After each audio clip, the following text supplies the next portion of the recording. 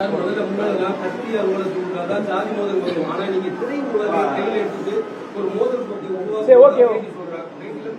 சொல்றாங்க. எங்க நடந்துச்சு? என்ன நடந்துச்சு?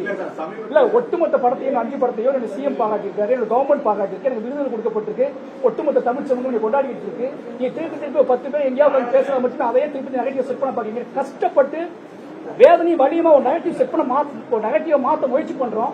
எவ்வளவு 10 பேர் உட்கார்ந்து சொல்ற நெகட்டிவ் திருப்பி மாத்துறீங்க. இத்தனை வருஷம் உழைப்புங்கிறது, இத்தனை வருஷம் தவிப்புங்கிறது, ஒட்டுமொத்த தமிழ் சமூகத்திலே ஒரு நெகட்டிவ் இருக்கு. அந்த நெகட்டிவை உடைக்கணும், அந்த நெகட்டிவை மாற்றணும், அந்த நெகட்டிவை டோட்டலா சேஞ்ச் பண்ணணும். சமூகங்களுக்குள்ளேயே ஒரு சாதியை பற்றியான ஒரு தெளிவான புரிதலை உருவாக்கணும் அப்படிங்கிறதுக்காகத்தான் இவ்வளவு வேதனை படம் எடுக்கிறோம். திருப்பி எங்கேயோ உட்காந்து 50 பேர் பேசுறத அந்த நெகட்டிவ் இப்படி சொல்றாங்களே இப்படி சொல்றாங்கன்னா சொல்லத்தான் செய்வாங்க. ஆபரேஷன் பண்ணும்போது பேச கட்டதான் செய்வாங்க. ஆனா அந்த நோயை போக வேண்டிய கடமை போயிட்டு சாகு வரைக்கும் இருக்கு. அழுத்தங்கள் இருக்குதா? எக்ஸ்டர்னல் பிரஷர் எதுவும் உங்களுக்கு இருக்குதா? இதே மாதிரி அழுத்தங்கள் இல்ல. ஒரு பயணிக்கிற படைப்பாளியா நீங்க இருக்கும்போது அழுத்தங்கள் இருக்கு. பொறுப்பு இருக்கு. அழுத்ததாக பொறுப்பு வேற. ஒரு படைப்பாளியா உங்களை ரொம்ப அதிகமா நம்பும் போது, ஒரு சினிமா தாண்டி என்டர்டைன்மெண்ட் தாண்டி உங்களை போஸ்டா நம்புறாங்க. நீ ஒன்னு சொன்னா அதை உண்மையை எடுத்துக்கணும்னு நம்புறாங்க. அப்போ அந்த ஒரு உன்னோட படத்தை நான் பார்க்கும்போது நான் சாதாரணமாக எடுத்துக்க மாட்டேன். மற்ற சினிமாவை பார்க்குற மாதிரி உன் படத்தை நான் பார்க்க மாட்டேன். உன் சினிமாவுக்கு நான் ஸ்பெஷலாக பார்ப்பேன். உன் சினிமாவை நான் தீவிரமாக கண்காணிப்பேன். உன்னோட சினிமாவை நான் நோட் பண்ணிக்குவேன். உன்னோட சினிமாவை நான் அண்டர்லைன் பண்ணிப்பேன்னு சொல்றதுனால எனக்கு பொறுப்பு அதிகமாக இருக்கு. இப்போ ஒவ்வொருத்தரும் படம் பார்க்கும்போது மாறி படம் பார்க்க போறோம்.